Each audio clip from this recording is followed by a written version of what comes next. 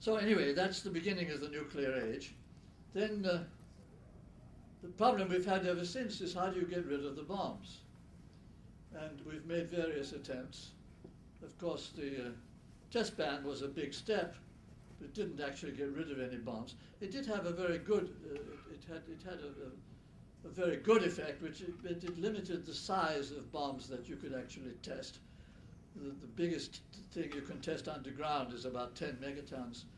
So after, at least it stopped the race to going to bigger and bigger bombs, which had been going on before that. And actually the bombs got smaller as a result.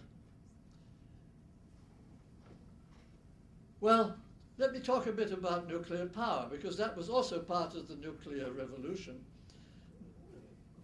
Nuclear energy gave us bombs, and it gave us also power stations and reactors of all sorts. Well, I got involved in this in 1956, working on a commercial reactor, not to produce electricity, but to produce isotopes for medical diagnosis. For medical diagnosis, it's extremely helpful to have very short-lived isotopes, because you want something you put into a person, and you can measure the activity, and it tells you what's going on inside, but it's all gone in a few hours, so it has no lasting health effects. So it's very important to have short-lived isotopes. And so there are many hospitals all over the world which actually have these reactors to produce short-lived isotopes. So we designed a reactor, and our leader in this enterprise was Edward Teller, the same guy who had built the hydrogen bomb. He was also a fanatic. He was not only a fanatic about bombs, he was also a fanatic about safe reactors. And in fact, he had exactly the right idea. He always said right from the beginning, if you want to do nuclear reactors, absolutely the first and essential thing is to make them safe. And by safe, he had very high standards. He said the definition of safe is you give this thing to a bunch of high school kids, and there's no way they can get hurt. And that was the definition. So we designed our reactor to be safe in that sense. So it meant, in fact, that you could think of the worst possible accident, which is you take it from a cold start, which means the nuclear reactivity is the highest. It's the worst situation you can be in. So you have the reactor cold and shut down, and then you pull out all the control rods explosively as fast as you possibly can in a fraction of a second. So the thing goes prompt critical. That means it's actually exploding like a bomb. And it shuts itself off in a millisecond without any human intervention, and nothing bad happens. So we tested it just exactly that way, 1,000 times over, to make sure that nothing bad would happen. And did that 1,000 times before we sold the first one. And of course, that's what should have happened to the entire industry. That if that had been the way they went, it would have worked. Now, of course, the Japanese are paying the penalty for not doing it that way. And I won't give you a lecture about nuclear reactors, but it is possible to build them safe. We did that. And so we built 75 of this reactor. It's called the Triga. And none of them have ever given any trouble. Quite a lot of them are still running. That's 55 years ago. And we just built them safe. That was it. And in fact, one of the nicest things about that was we got Niels Bohr, who was the father of the nuclear business. He's the great physicist.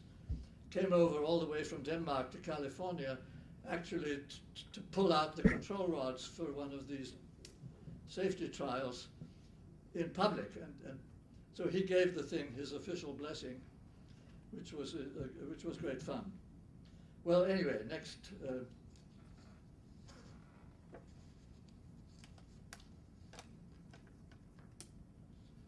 So how about getting rid of the weapons? There are two ways of doing that. You can try to negotiate a treaty, and lots of people have tried that, And it's very, very, very slow. I mean, because the test ban actually worked.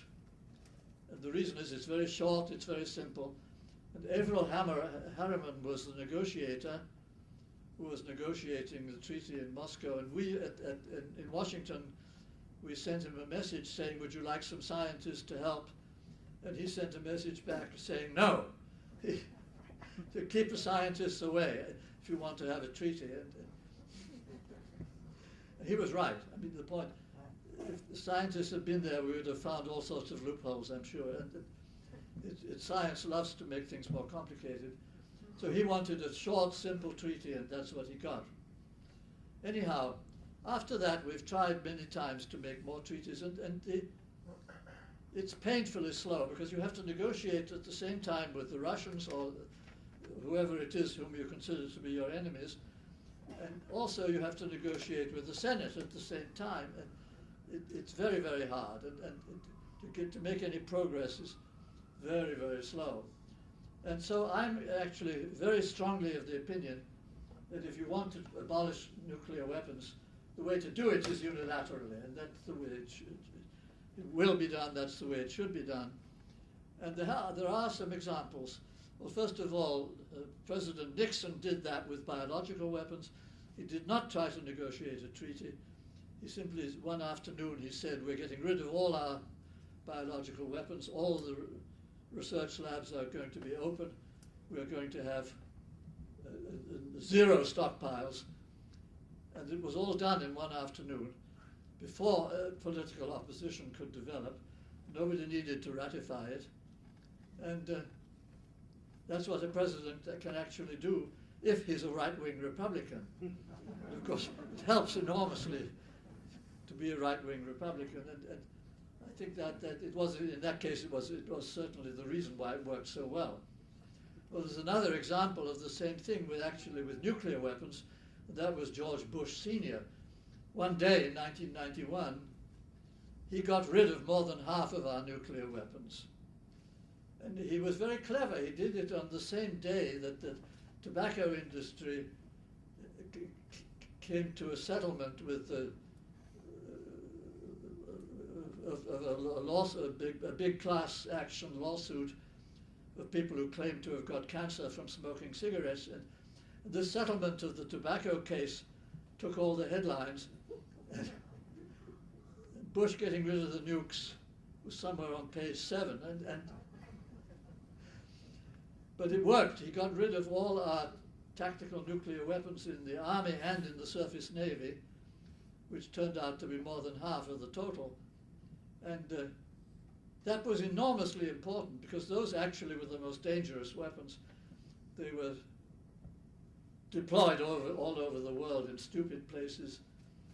And the Army didn't like them. The Army was very happy to be rid of them, in fact, and so was the Surface Navy. The Surface Navy was another very dangerous situation. I went on board the missile cruiser Princeton when they were carrying nuclear cruise missiles and non-nuclear cruise missiles. They had 49 nuclear and 49 non-nuclear, so the captain had to be very careful to remember which was which. And anyhow, there was an accident waiting to happen, and so fortunately they got rid of those. And anyway, so George Bush Sr., of course, also had the advantage of being a right-wing Republican. So that almost was sufficient consideration for me to vote for McCain, but not quite. Anyhow, I have to go ahead fast. Genomes was the third revolution, and that's, I almost put a stop to that. It was in 1945, I was working for the British Air Force. Francis Crick, who afterwards discovered the double helix, was working for the British Navy. And we met and were talking about our plans for what we'll do after the war. Both of us were trained as physicists, and I was intending to go back into physics, and he was very, very depressed and miserable. He'd been working for the Navy for 6 years. The war hit him at a terrible time when he was just starting his career as a scientist. He was 5 years older than I was. And so I was 21 and he was 26. And so I thought of him as terribly old, and so I told him, no, he said to me that he'd forgotten everything he ever learned, so he'd have to make a fresh start. And he thought it might be just as well to start afresh as a biologist rather than going back into physics. And I said that would be stupid, that biology was going to be more exciting in the end, but not yet, and that it would take too long for him. He would be too old by the time biology really got exciting. But fortunately, he didn't take my advice. Anyway,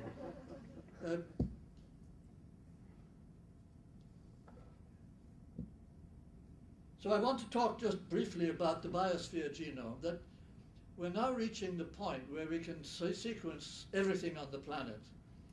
And that's, of course, it's mixed up with the fourth revolution, which is the computer revolution. But the fact is that sequencing of DNA and the synthesis of DNA, that's the reading and writing of genomes, is in fact increasing at about Moore's law, which is what the rate of increase of computer capabilities, which is a factor of 100 every decade. And so that's the rate of growth of computing, it's the rate of growth of memory, it's the rate of growth of genomes. It works out about a factor of 100 every decade. That's been followed very closely for the last 40 or 50 years. So it seems to be continuing without any particular